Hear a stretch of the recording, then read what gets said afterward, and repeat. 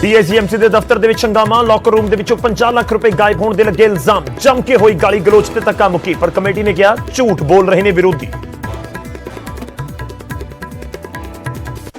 ਰਾਜਧਾਨੀ ਦਿੱਲੀ ਦੇ ਵਿੱਚ ਪ੍ਰਦੂਸ਼ਣ ਐਮਰਜੈਂਸੀ, ਇੱਕ ਹਫ਼ਤੇ ਦੇ ਲਈ ਸਕੂਲ ਬੰਦ ਕਰਨ ਤੋਂ ਹੋਵੇਗਾ ਸਰਕਾਰੀ ਦਫ਼ਤਰਾਂ ਦਾ ਕੰਮ। ਲਾਕਡਾਊਨ ਦਾ ਪਲਾਨ ਵੀ ਸੁਪਰੀਮ ਕੋਰਟ ਨੂੰ ਸੌਂਪੇਗੀ ਕੇਜਰੀਵਾਲ ਸਰਕਾਰ।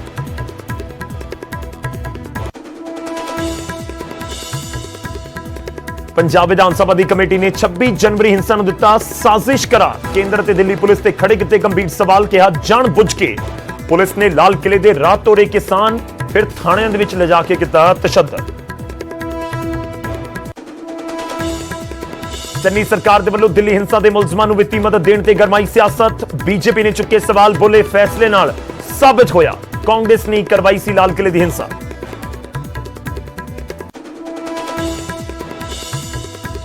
ਕਿਸਾਨਾਂ ਨੇ 29 ਤਰੀਕ ਦਾ ਦੱਸਿਆ ਪਲਾਨ, ਕਿਹਾ 35 ਟਰੈਕਟਰ ਟਰਾਲੀਆਂ ਦੇ ਵਿੱਚ ਸੰਸਦ ਦੇ ਵੱਲ ਕੂਚ ਕਰਨਗੇ 500 ਕਿਸਾਨ। ਅਨਿਲ ਵਿਜ ਬੋਲੇ ਮੌਜੂਦਾ ਕਿਸਾਨ ਲੀਡਰਸ਼ਿਪ ਫੇਲ, ਕਿਸਾਨ ਬਦਲ ਦੇਣ ਆਪਣੇ ਲੀਡਰ।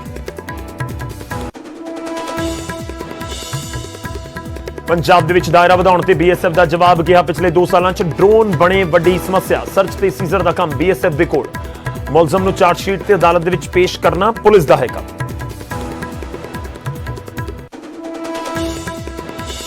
ਤੇ ਕਰਨਾਲ ਦੇ ਤਰਾਵੜੀ ਦੇ ਵਿੱਚ ਹਾਈ ਵੋਲਟੇਜ ਡਰਾਮਾ। 20 ਸਾਲ ਦੇ ਨੌਜਵਾਨ ਦੀ ਵਿਆਹ ਦੀ ਮੰਗ ਨੂੰ ਲੈ ਕੇ ਟਾਵਰ ਤੇ ਚੜਿਆ। ਸਮਾਜ ਦੇ ਲੋਕਾਂ ਨੇ ਰੱਖੀ ਸ਼ਰਤ, ਤੂੰ ਸ਼ਰਾਬ ਛੱਡ ਦੇ ਫਿਰ ਕਰਵਾਵਾਂਗੇ ਤੇਰਾ ਵਿਆਹ।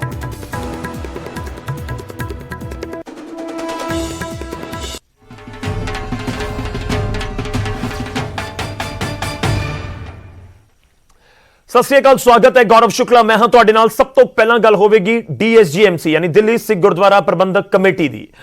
ਡੀਐਸਜੀਐਮਸੀ ਦੇ ਦਫ਼ਤਰ ਦੇ ਵਿੱਚ ਜ਼ਬਰਦਸਤ ਹੰਗਾਮਾ ਹੋਇਆ, ਪੁਲਿਸ ਤੱਕ ਸਦਣੀ ਪਈ। ਇਲਜ਼ਾਮ ਨੇ ਕਿ ਕਮੇਟੀ ਦੇ ਲੌਕਰ ਰੂਮ ਦੇ ਵਿੱਚੋਂ 50 ਲੱਖ ਰੁਪਏ ਗਾਇਬ ਹੋਏ ਨੇ।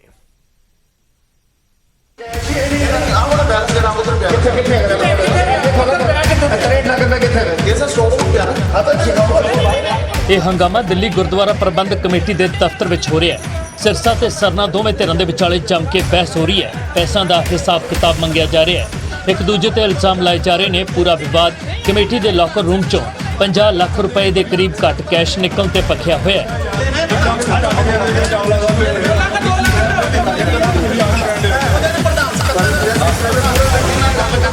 ਦਰਅਸਲ ਅਕਾਲੀ ਦਲ ਦਿੱਲੀ ਅਤੇ ਜਾਗੋ ਪਾਰਟੀ ਦੇ ਮੈਂਬਰਾਂ ਨੇ ਡੀਐਸਜੀਐਮਸੀ ਦੇ ਦਫ਼ਤਰ ਪਹੁੰਚ ਕੇ ਕਮੇਟੀ ਤੋਂ ਰਿਕਾਰਡ ਮੰਗਿਆ। ਕਮੇਟੀ ਨੇ ਜਦੋਂ ਰਿਕਾਰਡ ਸਾਹਮਣੇ ਰੱਖਿਆ ਤਾਂ ਦੋਵੇਂ ਪਾਰਟੀਆਂ ਦੇ ਮੈਂਬਰਾਂ ਦਾ ਇਲਜ਼ਾਮ ਸੀ ਕਿ ਕੈਸ਼ ਕਾਫੀ ਘੱਟ ਨਿਕਲਿਆ। ਸਾਬਕਾ ਡੀਐਸਜੀਐਮਸੀ ਪ੍ਰਧਾਨ ਮਨਜੀਤ ਸਿੰਘ ਜੀਕੇ ਦਾ ਕਹਿਣਾ ਹੈ ਕਿ ਕਮੇਟੀ ਕੋਲ 1 ਕਰੋੜ 30 ਲੱਖ ਰੁਪਏ ਹੋਣੇ ਚਾਹੀਦੇ ਸਨ, ਪਰ 50 ਲੱਖ ਦੇ ਕਰੀਬ ਕੈਸ਼ ਘੱਟ ਮਿਲਿਆ। ਉਹਨਾਂ ਦਾ ਸਵਾਲ ਸੀ ਕਿ ਆਖਰੀ ਪੈਸਾ ਕਿੱਥੇ ਗਿਆ। ਉਹਦੇ ਵਿੱਚ ਇਹਨਾਂ ਕੋਲ 1 ਕਰੋੜ 30 ਲੱਖ ਦੇ ਕਰੀਬ ਕੈਸ਼ ਹੋਣਾ ਚਾਹੀਦਾ, ਜਿਹਦੇ ਵਿੱਚੋਂ ਤਕਰੀਬਨ ਕੋਈ 63 ਲੱਖ ਰੁਪਇਆ ਜਾਂ 64 ਲੱਖ ਰੁਪਇਆ ਕੈਸ਼ ਸ਼ਾਰਟ ਹੈ। ਇਹ ਸਟੇਟਮੈਂਟ ਦਿੱਤੀ ਗਈ ਕਿ ਅੱਜ ਅਸੀਂ ਕੈਸ਼ ਇੱਥੋਂ ਦੀ ਜਿਹੜਾ ਸ਼ਾਰਟ ਹੈ ਉਹ ਅਸੀਂ ਕੱਢ ਕੇ ਸਵੇਰੇ 10 ਵਜੇ ਲੈ ਕੇ ਗਏ ਹਾਂ ਬੈਂਕ ਜਮ੍ਹਾਂ ਕਰਾਉਣ ਲਈ। ਇਹਨਾਂ ਨੇ ਕਿਹਾ ਜਿਹੜਾ ਕੈਸ਼ ਕੱਢਿਆ ਸੀਸੀਟੀਵੀ ਫੁਟੇਜ ਦਿਖਾਓ ਸਟਾਕ ਰੂਮ ਦੀ, ਔਰ ਤੁਸੀਂ ਬੈਂਕ ਲੈ ਕੇ ਗਏ ਹੋ ਜਮ੍ਹਾਂ ਕਰਾਉਣ ਵਾਸਤੇ, ਉਹ ਕਿਹੜੇ ਬੈਂਕ ਜਮ੍ਹਾਂ ਕਰਾਉਣਾ ਉਹਦੀ ਰਸੀਦ ਦਿਖਾ ਦਿਓ। ਜਿਹੜੇ ਬੈਂਕ 'ਚ ਇਹਨਾਂ ਨੇ ਕਿਹਾ ਭੇਜਿਆ ਐਕਸਿਸ ਬੈਂਕ, ਉਹ ਅੱਜ ਬੰਦ ਹੈ, ਉਹਦੀ ਛੁੱਟੀ ਹੈ। ਸੋ ਇਸ ਕਰਕੇ ਇੱਥੇ ਕੁਛ ਨਾ ਕੁਛ ਗੜਬੜ ਹੈ ਵੇ। ਅਕਾਲੀ ਦਲ ਦਿੱਲੀ ਦੇ ਹਰਵਿੰਦਰ ਸਰਨਾ ਦਾ ਇਲਜ਼ਾਮ ਹੈ ਕਿ ਕਮੇਟੀ ਵੱਲੋਂ ਪੈਸਾ ਅੰਦਰ ਖਾਤੇ ਖੁਰਦ-ਬੁਰਦ ਕੀਤਾ ਜਾ ਰਿਹਾ ਹੈ। 50 ਲੱਖ ਰੁਪਏ ਦਾ ਹਿੱਸਾ ਮੰਗਣ ਤੋਂ ਬਾਅਦ ਵੀ ਨਹੀਂ ਦਿੱਤਾ ਜਾ ਰਿਹਾ। ਕੈਸ਼ ਇਨ ਹੈਂਡ ਨਿਕਲੀ ਹੈ ਜੀ 1 ਕਰੋੜ 36 ਲੱਖ ਰੁਪਏ ਦੇ ਕਰੀਬ।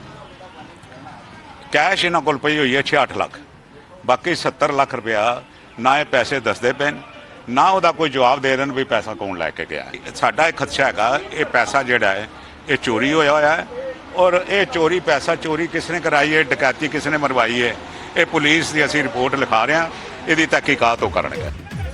ਉੱਥੇ ਡੀਐਸਜੀਐਮਸੀ ਮੈਂਬਰ ਸੁਖਵਿੰਦਰ ਸਿੰਘ ਨੇ ਕਿਹਾ ਕਿ ਕਮੇਟੀ ਦੇ ਕੋਲ ਪੂਰਾ ਕੈਸ਼ ਮੌਜੂਦ ਹੈ। ਵਿਰੋਧੀ ਧਿਰਾਂ ਸਿਰਫ ਮਾਹੌਲ ਖਰਾਬ ਕਰਨਾ ਚਾਹੁੰਦੀਆਂ ਨੇ। ਉਹਨਾਂ ਦਾ ਇਲਜ਼ਾਮ ਹੈ ਕਿ ਵਿਰੋਧੀ ਧਿਰਾਂ ਨੇ ਗੁਰਦੁਆਰਾ ਸਾਹਿਬ ਕੰਪਲੈਕਸ ਦੇ ਅੰਦਰ ਮਹਿਲਾਵਾਂ ਦੇ ਸਾਹਮਣੇ ਗਾਲੀ ਗਲੋਚ ਤੱਕ ਕੀਤਾ ਹੈ। ਲੇਡੀ ਸਟਾਫ ਵੀ ਖੜਾ ਸੀਗਾ, ਇੱਥੇ ਦਿੱਲੀ ਕਮੇਟੀ ਦਾ ਸਟਾਫ ਵੀ ਖੜਾ ਸੀ, ਕੁਝ ਮੈਂਬਰ ਸਾਹਿਬਾਨ ਵੀ ਖੜੇ ਸੀਗੇ, ਜਿਨ੍ਹਾਂ ਦੇ ਸਾਹਮਣੇ ਉਹਨਾਂ ਨੇ ਮੈਨੂੰ ਜੋ ਉਹਨਾਂ ਦਾ ਅਸਲੀ ਰੂਪ ਹੈ, ਜਿਸ ਕਰਕੇ ਸੰਗਤ ਨੇ ਨਕਾਰਿਆ, ਉਹੀ ਰੂਪ ਇਹਨਾਂ ਨੇ ਅੱਜ ਗੁਰੂ ਘਰ ਦੇ ਵਿੱਚ ਗੰਦੀਆਂ ਗਾਲਾਂ ਮੈਨੂੰ ਕੱਢ ਕੇ, ਪਾਰਟੀ ਨੂੰ ਕੱਢ ਕੇ, ਕਮੇਟੀ ਨੂੰ ਕੱਢ ਕੇ ਅੱਜ ਆਪਣਾ ਰੂਪ, ਆਪਣਾ ਅਕਸ ਇਸ ਦਿੱਲੀ ਸਟਾਫ ਦੀ ਔਰਤ ਲੇਡੀ ਸਟਾਫ ਦੇ ਕਿਸੇ ਸਾਹਮਣੇ ਨੇ ਪਰਵਾਹ ਨਹੀਂ ਕੀਤੀ।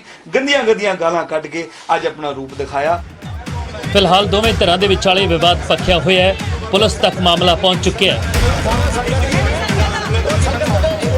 ਵੇਖਣਾ ਇਹ ਹੋਵੇਗਾ ਕਿ ਮਨਜੀਤ ਸਿੰਘ ਜੀਕੇ ਤੇ ਸਰਨਾ ਗੁੱਟ ਦੇ ਵੱਲੋਂ ਲਾਏ ਗਏ ਇਲਜ਼ਾਮਾਂ ਵਿੱਚ ਕਿੰਨੀ ਸੱਚਾਈ ਹੈ ਤੇ ਜੇਕਰ ਪੈਸਾ ਗਾਇਬ ਹੋਇਆ ਹੈ ਤਾਂ ਸਵਾਲ ਇਹ ਹੈ ਕਿ ਪੈਸਾ ਗਿਆ ਕਿੱਥੇ ਹੈ। ਦਿੱਲੀ ਤੋਂ ਰਵੀ ਮਿਸ਼ਰਾ, ਨਿਊਜ਼ 18। ਤਾਂ ਪੈਸੇ ਨੂੰ ਲੈ ਕੇ ਬਵਾਲ ਜ਼ਰੂਰ ਹੈ ਇਸ ਸਮੇਂ ਕਿ ਕਰੀਬ 50 ਤੋਂ 70 ਲੱਖ ਰੁਪਏ ਦਾ ਜ਼ਿਕਰ ਹੋ ਰਿਹਾ ਹੈ। ਅਗਲੀ ਖਬਰ ਵੀ ਦਿੱਲੀ ਤੋਂ ਹੈ। ਦਿੱਲੀ 'ਚ ਪ੍ਰਦੂਸ਼ਣ ਨੂੰ ਲੈ ਕੇ ਐਮਰਜੈਂਸੀ ਵਰਗੇ ਹਾਲਾਤ ਬਣੇ ਨੇ। ਦਿੱਲੀ ਦੀ ਕੇਜਰੀਵਾਲ ਸਰਕਾਰ ਨੇ ਕੁਝ ਵੱਡੇ ਫੈਸਲੇ ਲਏ ਨੇ। ਕਿਹੜੇ ਫੈਸਲੇ ਨੇ ਉਹ ਤੁਹਾਨੂੰ ਦੱਸਦੇ ਹਾਂ। ਇੱਕ ਹਫ਼ਤੇ ਦੇ ਲਈ ਦਿੱਲੀ ਦੇ ਵਿੱਚ ਸਕੂਲ ਬੰਦ ਕਰ ਦਿੱਤੇ ਗਏ ਨੇ। ਘਰਾਂ ਤੋਂ ਹੀ ਸਰਕਾਰੀ ਦਫ਼ਤਰਾਂ ਦਾ ਕੰਮ ਹੋਏਗਾ, ਯਾਨੀ ਕਿ ਬਹੁਤ ਜ਼ਰੂਰੀ ਨਾ ਹੋਵੇ ਤਾਂ ਫਿਰ ਜਿਹੜੇ ਸਰਕਾਰੀ ਮੁਲਾਜ਼ਮ ਨੇ ਉਹ ਵੀ ਦਫ਼ਤਰ ਨਹੀਂ ਜਾਣਗੇ। ਇੱਕ ਤਰੀਕੇ ਨਾਲ ਸਰਕਾਰੀ ਦਫ਼ਤਰ ਵੀ ਬੰਦ। ਲੌਕਡਾਊਨ ਦਾ ਪਲਾਨ ਵੀ ਕੇਜਰੀਵਾਲ ਸਰਕਾਰ ਤਿਆਰ ਕਰ ਰਹੀ ਹੈ। ਕੰਸਟਰਕਸ਼ਨ ਦੇ ਕੰਮ ਦੇ ਉੱਤੇ ਵੀ 14 ਤੋਂ 17 ਤਰੀਕ ਤੱਕ ਰੋਕ ਲਗਾਈ ਗਈ ਹੈ, ਯਾਨੀ ਐਤਵਾਰ, ਸੋਮਵਾਰ, ਮੰਗਲਵਾਰ, ਬੁੱਧਵਾਰ 4 ਦਿਨ ਦੇ ਲਈ ਤਾਂ ਸਿੱਧੇ ਤੌਰ ਦੇ ਉੱਤੇ ਕੰਸਟਰਕਸ਼ਨ ਦੇ ਕੰਮ ਦੇ ਉੱਤੇ ਰੋਕ ਹੈ। ਅਗਲਾ ਪੂਰਾ ਹਫ਼ਤਾ ਦਿੱਲੀ ਦੇ ਵਿੱਚ ਸਕੂਲ ਤੇ ਸਰਕਾਰੀ ਦਫ਼ਤਰ ਨਹੀਂ ਖੁੱਲਣਗੇ। ਸਰਕਾਰੀ ਦਫ਼ਤਰ ਜਿਹੜੇ ਮੁਲਾਜ਼ਮ ਨੇ, ਜਿਹੜੇ ਬਹੁਤ ਜ਼ਰੂਰੀ ਨੇ, ਸਿਰਫ ਉਹੀ ਜਾਣਗੇ। ਬਾਕੀਆਂ ਨੂੰ ਵਰਕ ਫਰਮ ਹੋਮ ਕਰਨਾ ਹੋਵੇਗਾ, ਘਰ ਤੋਂ ਹੀ ਕੰਮ ਆਪਰੇਟ ਕਰਨੇ ਹੋਣਗੇ। ਖਾਸ ਤੌਰ ਤੇ ਜਿਨ੍ਹਾਂ ਦਾ ਕੰਮ ਟੋਟਲੀ ਕੰਪਿਊਟਰ ਦੇ ਉੱਤੇ ਹੁੰਦਾ, ਯਾਨੀ ਆਨਲਾਈਨ ਸਿਸਟਮ ਅੱਜ ਕੱਲ੍ਹ ਚੱਲਦਾ, ਤਾਂ ਜਿਨ੍ਹਾਂ ਦਾ ਕੰਮ ਉਸ ਦੇ ਨਾਲ ਜੁੜਿਆ ਹੋਇਆ ਤਾਂ ਆਪਣੇ ਘਰ ਤੋਂ ਹੀ ਆਪਰੇਟ ਕਰਨਗੇ। जितने सरकारी दफ्तर हैं, सरकारी दफ्तरों का वर्क फ्रॉम होम किया जा रहा है 100%। तो सरकारी दफ्तर इस दौरान बंद रहेंगे और सभी छुट्टी नहीं है, वो बंद रहेंगे और सबको वर्क फ्रॉम होम करना है। अगर कोई इमरजेंसी कॉल है तो कॉल पे अवेलेबल रहना है। प्राइवेट वाले जितने लोग हैं, प्राइवेट ऑफिसेज, उनको एक एडवाइजरी जारी की जाएगी कि वो लोग भी ज़्यादा से ज़्यादा वर्क फ्रॉम होम कर सकें।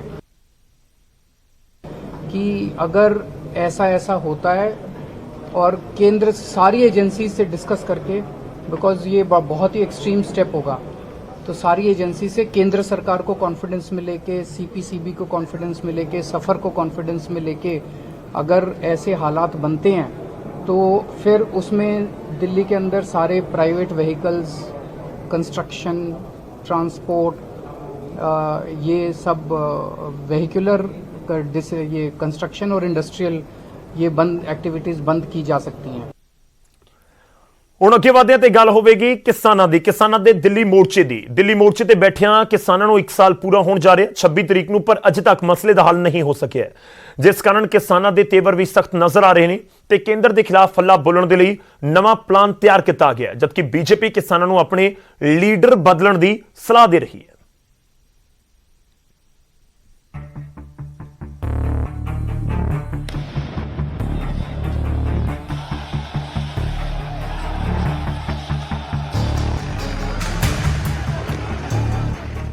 छब्बी नवंबर ਨੂੰ ਕਿਸਾਨਾਂ ਦੇ ਦਿੱਲੀ ਮੋਰਚੇ ਨੂੰ 1 ਸਾਲ ਪੂਰਾ ਹੋਣ ਜਾ ਰਿਹਾ ਤੇ 22 ਜਨਵਰੀ ਤੋਂ ਕਿਸਾਨਾਂ ਤੇ ਸਰਕਾਰ ਦੇ ਵਿਚਾਲੇ ਗੱਲਬਾਤ ਨੂੰ ਲੈ ਕੇ ਡੈਡਲੌਕ ਬਰਕਰਾਰ ਹੈ ਤੇ ਅਜੇ ਤੱਕ ਮਸਲੇ ਦਾ ਹੱਲ ਨਹੀਂ ਹੋ ਸਕਿਆ, ਜਿਸ ਕਾਰਨ ਕਿਸਾਨਾਂ ਦਾ ਵੀ ਸਬਰ ਦਾ ਬੰਨ ਟੁੱਟਦਾ ਹੋਇਆ ਨਜ਼ਰ ਆ ਰਿਹਾ। ਇਸੇ ਕਰਕੇ ਕਿਸਾਨਾਂ ਨੇ ਕੇਂਦਰ ਖਿਲਾਫ ਨਵੇਂ ਪ੍ਰੋਗਰਾਮ ਦਾ ਐਲਾਨ ਕਰ ਦਿੱਤਾ ਹੈ। ਸੰਸਦ ਕੂਚ ਦੇ ਲਈ ਕਿਸਾਨਾਂ ਨੇ ਪਲਾਨ ਤਿਆਰ ਕੀਤਾ ਹੈ। ਕਿਸਾਨ 29 ਨਵੰਬਰ ਨੂੰ ਸੰਸਦ ਵੱਲ ਕੂਚ ਕਰਨਗੇ। 35 ਟਰੈਕਟਰ ਟਰਾਲੀਆਂ ਦੇ ਨਾਲ ਸੰਸਦ ਵੱਲ ਜਾਣਗੇ ਤੇ ਹਰ ਰੋਜ਼ 500 ਕਿਸਾਨਾਂ ਦਾ ਜੱਥਾ ਸੰਸਦ ਜਾਵੇਗਾ। ਕਿਸਾਨਾਂ ਨੇ ਅਪੀਲ ਵੀ ਕੀਤੀ ਹੈ ਕਿ ਹਰ ਪਿੰਡ ਦੇ ਵਿੱਚੋਂ ਇੱਕ ਟਰਾਲੀ 26 ਨਵੰਬਰ ਨੂੰ ਬਾਰਡਰਾਂ ਤੇ ਪਹੁੰਚੇ।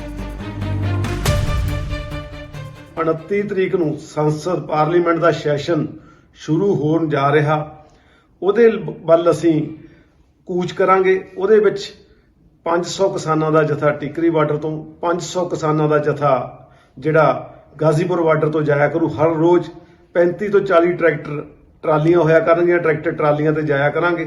ਬਕਾਇਦਾ ਆਪਦਾ ਰਾਸ਼ਨ ਲੈ ਕੇ ਜਾਇਆ ਕਰਾਂਗੇ।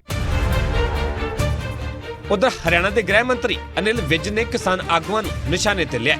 ਵਿਜ ਨੇ ਕਿਹਾ ਕਿ ਕਿਸਾਨਾਂ ਨੂੰ ਆਪਣੇ ਲੀਡਰ ਬਦਲਣੇ ਚਾਹੀਦੇ ਨੇ, ਕਿਉਂਕਿ ਮੌਜੂਦਾ ਕਿਸਾਨ ਲੀਡਰਸ਼ਿਪ 1 ਸਾਲ ਦੇ ਵਿੱਚ ਕਿਸਾਨਾਂ ਲਈ ਮਸਲੇ ਦਾ ਹੱਲ ਨਹੀਂ ਕਰ ਸਕੀ। किसान भाइयों को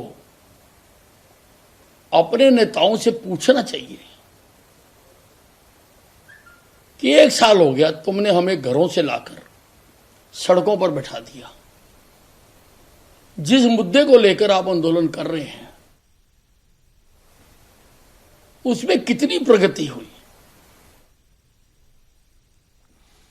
ਹੁਣ ਅੱਗੇ ਵਧਦੇ ਅਗਲੀ ਖਬਰ ਦਾ ਰੁਖ ਕਰਦੇ ਹਾਂ। ਖਬਰ ਕਰਨਾਲ ਤੋਂ ਹੈ। ਕਰਨਾਲ ਦੇ ਤਰਾਵੜੀ ਤੋਂ ਜਿੱਥੇ ਹਾਈ ਵੋਲਟੇਜ ਡਰਾਮਾ ਵੇਖਣ ਨੂੰ ਮਿਲਿਆ ਤੇ ਵਜ੍ਹਾ ਸੀ ਵਿਆਹ ਦੀ ਮੰਗ। ਜਿਹਾਂ ਥੋੜਾ ਵੱਖਰਾ ਮਾਮਲਾ ਜ਼ਰੂਰ ਹੈ ਪਰ ਹੈਰਾਨ ਕਰਨ ਵਾਲੀਆਂ ਕੁਝ ਤਸਵੀਰਾਂ ਜ਼ਰੂਰ ਸਾਹਮਣੇ ਆਈਆਂ ਨੇ। ਵਿਆਹ ਦੀ ਮੰਗ ਨੂੰ ਲੈ ਕੇ ਟਾਵਰ ਦੇ ਉੱਤੇ ਇੱਕ ਨੌਜਵਾਨ ਚੜ ਗਿਆ। ਉਮਰ ਸਿਰਫ 20 ਸਾਲ ਹੈ ਅਜੇ।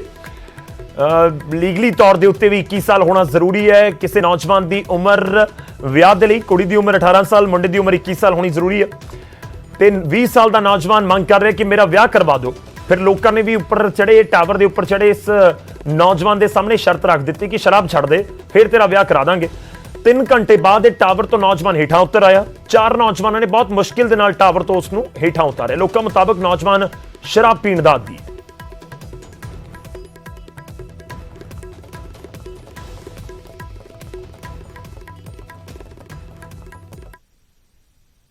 बस शराब पी रखी थी, शराब पी के अपना उल्टे काम है, काम कुछ करता नहीं।